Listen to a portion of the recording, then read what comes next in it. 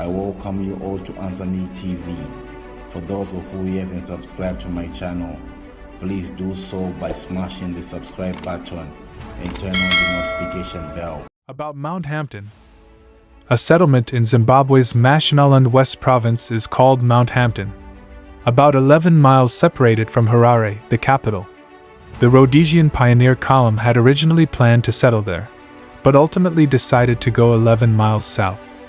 The English statesman John Hampden inspired hunter and adventurer Frederick Courtney Sealis to name Mount Hampden. The Zimbabwean government said in 2012 that Mount Hampden will become the site of a new capital city.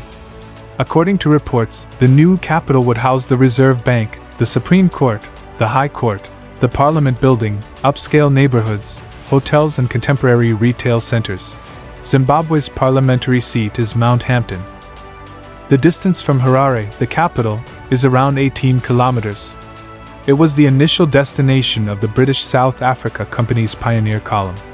Nevertheless, the column finally made its home some 18 kilometers southward, in modern-day Harare, situated around 11 miles to the northwest of Harare, the capital.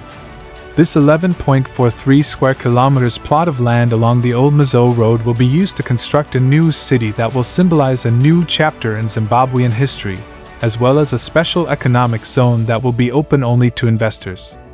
The initial plan was to locate Zimbabwe's capital at Mount Hampden. On June 28, 1890, the occupying pioneer column left for Zimbabwe. Its ultimate objective was supposed to be Mount Hampden, which would have also been Zimbabwe's capital.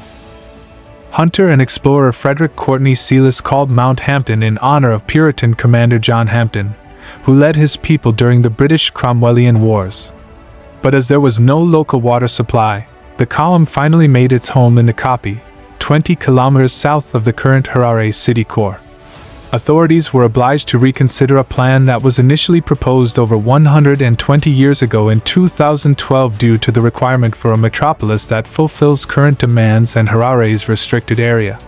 It was determined that the Mount Hampden region would become the center of a new city, with the new parliament building serving as the catalyst for growth.